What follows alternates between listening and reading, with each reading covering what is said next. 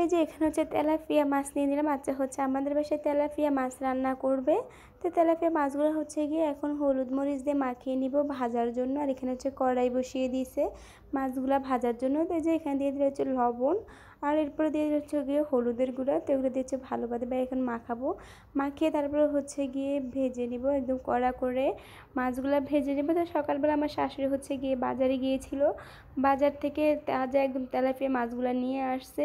দেখছি যে তাজা, এর জন্য আনছে। আমাদের বাসায় কিন্তু আবার মাছ, যে মাছটাতে একটু সামান্য পরিমাণ গন্ধ থাকলে কিন্তু এই মাছটা কেউ খেতে চায় না। এই জন্য আমার শাশুড়ি সবসময় ভালো যদি দেখে টাটকা তেলাপিয়া মাছ পাওয়া যায় বাজারে, তাহলেই কিন্তু তেলাপিয়া মাছ আনে, না হলে কিন্তু আমাদের বাসায় তেলাপিয়া মাছ আনে না। আর যদি সাইজে বড় হয় তাহলে আনে। তো আবার তেলাপিয়া মাছগুলো হচ্ছে কেটে আনে বাজার থেকে, কারণ আমরা বাসায় হচ্ছে গিয়ে কাটতে গেলে তেলাপিয়া মাছের কাটা কাটতে গেলে কিন্তু হাত কেটে যায়। এই জন্য হচ্ছে মাছগুলো সে সব সময় বাজার থেকে হচ্ছে কেটে আনে। তো আজকে হচ্ছে মাছগুলো বাজার থেকে কেটে আনছে, যে মাছগুলো একদম হচ্ছে পাতলা পাতলা করে কেটে ফেলছে তারা। তেলাপিয়া মাছ কিন্তু পাতলা পাতলা হলে চুলায় দিলে কিন্তু এগুলো কিন্তু আরও পাতলা হয়ে যায়, তারপর উল্টান দিলে কিন্তু ভেঙে যায়।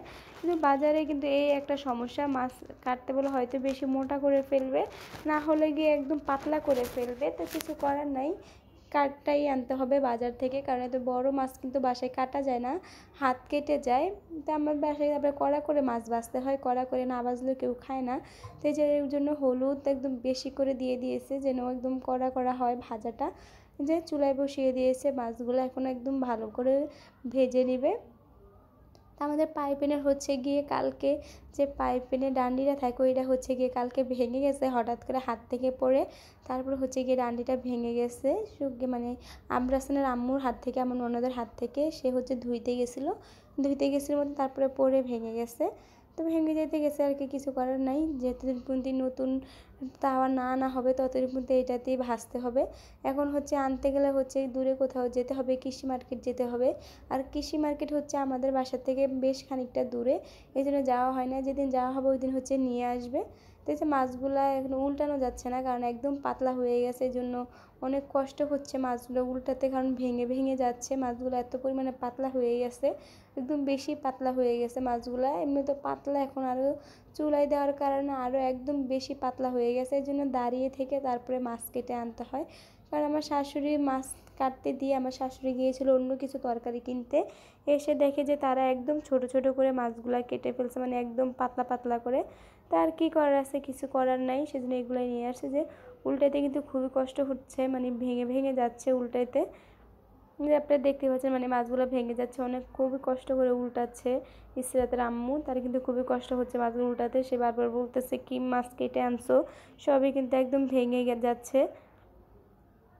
যেগুলো রান্না করবে কিভাবে আল্লাহই জানে, এভাবে যে মাছটা একদম ভেঙে গেল। এক পিঠ কিন্তু মাত্র ভাজা হয়েছে, এখন আরেক পিঠ বাকি আছে, যে মাছটা একদম ভেঙে ভেঙে যাচ্ছে। তারপরে কে কোথা থেকে আমার ভিডিওটা দেখতেছেন অবশ্যই সবাই জানাবেন, এবং ভিডিওটা যদি ভালো লেগে থাকে তাহলে অবশ্যই একটা লাইক দিয়ে দিবেন, এবং যারা যারা আমার চ্যানেলে নতুন আছেন সবাই অবশ্যই আমার চ্যানেলটি সাবস্ক্রাইব করে দিবেন, আর ভিডিওটা পুরোটা দেখবেন। আশা করি আপনাদের কিছুটা হলেও ভিডিওটা অবশ্যই ভালো লাগবে। আর অবশ্যই সবাই কমেন্টে জানাবেন আমাদের রান্না কেমন হয় এবং কীরকম লাগে, আপনারা আপনাদের দেশে কীভাবে রান্না করেন, অন্যভাবে রান্না করেন নাকি অবশ্যই জানাবেন। তো এই যে এখানে একটা কড়াই বসিয়ে দিল, কড়াইতে তেল দিয়ে তারপরে দিয়ে দিল হচ্ছে গিয়ে পেঁয়াজ। তো পেঁয়াজটা হচ্ছে একটু বেশিই দিল, কারণ আজকে হচ্ছে কোনো আলু দিবে না মাছের ভিতরে, এমনিই মাছ শুধু ভুনা করবে। তো এই জন্য মাছ ভুনা করতে গেলে কিন্তু পেঁয়াজটা একটু বেশি দিতে হয়। আর যদি আলু দেয় তাহলে পেঁয়াজটা কম দিলে কিন্তু সমস্যা নেই, আজকে কিন্তু শুধু পেঁয়াজ দিয়ে রান্না করবে, এই জন্য পেঁয়াজটা একটু বেশি দিয়ে দিল। তো এখন পেঁয়াজটা হচ্ছে একদম ভাজা ভাজা করে নেবে। আজকেও কিন্তু রান্না ইসরাতের আম্মুই করতে আসে, সে কিন্তু এখন বেশিরভাগ রান্না করে। আগে আমার শাশুড়ি বেশিরভাগ রান্না করে, তো এখন আমার শাশুড়িতে বয়স হয়ে গেছে, এই জন্য ইসরাতের আম্মু আমার শাশুড়িকে রান্না করতে দেয় না, সেই রান্না করে। এরপরে দিয়ে দিলে হচ্ছে কি রসুন বাটা। আমরা কিন্তু আবার মাছ বোনার সাথে সব কিছুর সাথে মানে আমরা রসুনটা খাই, রসুন বাটা আমরা সবসময় মাছের সাথে খাই। রসুন বাটাটা দিলে নাকি আর মাছের থেকে যে একটা গন্ধ আসে ওই গন্ধটা নাকি আসে না, এই জন্য সবসময় রসুন বাটাটা দেওয়া হয় মাছের ভিতরে। তো যে এরপরে দিয়ে দিলে হচ্ছে কি মরিচের গুঁড়া, আর হচ্ছে হলুদের গুঁড়া, আর স্বাদ মতো লবণ দিয়ে দিল, আর হচ্ছে গিয়ে ধনিয়া গুঁড়া। তো ধনিয়া গুঁড়াটাও হচ্ছে সব তরকারিতে দেওয়া হয় আমাদের।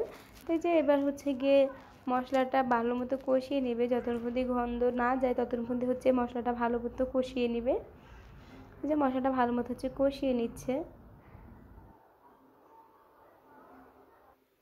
মশলাটা ভালো মতো কষানো হয়ে গেলে হচ্ছে গিয়ে তারপরে পানি দিবে। তার আগে পানি দিবে না, তাহলে কিন্তু একটা গন্ধ থেকে যাবে মশলাটার ভিতরে। তো এই যে এরপর দিয়ে দিলে হচ্ছে গিয়ে পানি। মশলাটা কষানো হয়ে গেছে ভালো মতো।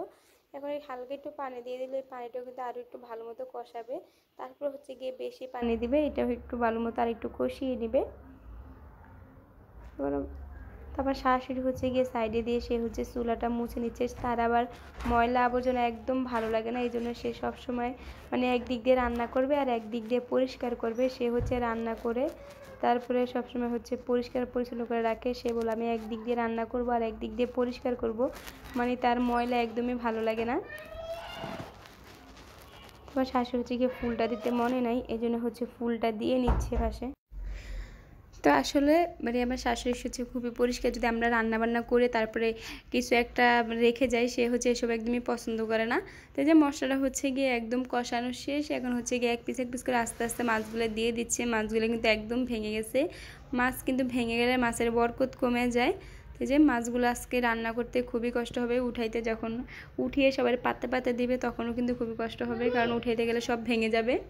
ভয়েস দিতে পারতেছি না, বারবার ইসরাত আসতেছে, আইসা মাম্মি মাম্মি করতে আসছে, একবার মাম্মি মাম্মি করে ডাকতে আসছে। মানে ঘরে যদি বাচ্চা থাকে তাহলে একটা সমস্যা, মানে তাদের জন্য একদমই ভয়েস দেওয়া যায় না। আর ইসরাত সে তো হচ্ছে মামির পাগল, সে মামি ছাড়া কিছুই বোঝে না। তার আম্মু যদি তাকে মারে বা বকা দেয় সে দৌড়ায় আমার কাছে চলে আসবে, এসে কান্না করবে। মানে সে হচ্ছে অতিরিক্ত মামি ভক্ত যাকে বলে। আব্রাহামকে ঘুমাতে দেয় না, আব্রাহাম ঘুমালে তার সহ্য হয় না, এসে শুধু আব্রাহামকে ঘুম থেকে উঠিয়ে দিবে। ভাইয়া কখন ঘুমাইছে, ভাইয়া এখন ওঠে না কেন, 9টা বেজে গেছে, মানে এরকম করে মানে অতিরিক্ত বেশি করে, মানে ঘুমাইতেই দেয় না আব্রাহামকে। আর তার আম্মু মারলে বকলে আমার কাছে চলে আসবে, আমার সাথে গোসল করতে চাইবে, আমার সাথে খেতে চাইবে। তারপর বললো আমি তোমার সাথে ঘুমাবো, মানে এরকম করে। তো যে এখানে ভয়েস দিচ্ছে সে কিন্তু একটু পরপর আসতেছে, এসে মামি মামি করতেছে। সে কিন্তু আমার এখানেই বসে রয়েছে, সে আমার এখান থেকে যাবে না, সে এখানেই থাকবে। তার আম্মু তাকে ডিম দিয়ে গেছে, সে এখানে বসে বসে ডিম খাবে, কোথাও যাবে না। তো আজকালকার যুগে কিন্তু সত্যি এরকম মামি ভক্ত ভাগ্নি পাওয়া কিন্তু খুবই মুশকিল। জানি না বড় হলে কি হয়ে যায়, এখন ছোট আছে এই জন্য সবসময় মামি মামি করে, বড় হলে কি হয়। এই যে মানে আমি ভয়েস দিচ্ছি, সে হচ্ছে পাশ থেকে বারবার এসে কথা বলতে আছে। এই যে মাছ বোনাটা হয়ে গেছে, এখন হচ্ছে উপর দিয়ে দিয়ে হচ্ছে টমেটোগুলো দিয়ে দিচ্ছে যেন টমেটোটা সিদ্ধ হয়। তো টমেটোটা যখন আরেকটু সিদ্ধ হয়ে আসবে তখন হচ্ছে ধনিয়া পাতাটা দিয়ে দিবে উপর দিয়ে। তো হচ্ছে টমেটোটা ভিতর দিকে দিয়ে দিল যেন টমেটোগুলো সিদ্ধ হয়। এবার সিজনে কিন্তু খুব ভালো টমেটো পাওয়া গেছে, এর আগের বার কিন্তু একদম টমেটো পাওয়া যায়নি, এবার কিন্তু টমেটোটা খুব ভালোই পাওয়া গেছে। আমরা কিন্তু এবার সারা বছরই টমেটোটা পেয়েছি, মানে টমেটোটা খেয়েছি। কিন্তু এর আগের বছর টমেটো ছিল কিন্তু ভালো টমেটো ছিল না, কাঁচা কাঁচা টমেটো ছিল। কিন্তু এবার টমেটোটা খুবই সুন্দর, মানে খুবই ভালো লাল লাল একদম পাকা টমেটো। তো এই যে এবার দিয়ে দিল হচ্ছে গিয়ে ধনিয়া পাতা। টমেটোটা যখন একদম সিদ্ধ হয়ে আসলো তখন উপর দিয়া ধনিয়া পাতাটা দিয়ে দিল। তো এবার হচ্ছে 5 মিনিটের মতো রাখবে, 5 মিনিটের মতো রেখে তারপর হচ্ছে গিয়ে মাছটা নামিয়ে নিবে। তো অবশ্যই ভিডিওটা কেমন হয়েছে অবশ্যই কমেন্ট করে জানাবেন, আমাদের রান্না কেমন হয়েছে অবশ্যই জানাবেন। এবং ভিডিওটি যদি ভালো লেগে থাকে অবশ্যই লাইক দিয়ে দিবেন। সবাই সুস্থ থাকবেন, ভালো থাকবেন, আর সবাই অবশ্যই আমাদের জন্য দোয়া করবেন। আল্লাহ হাফেজ।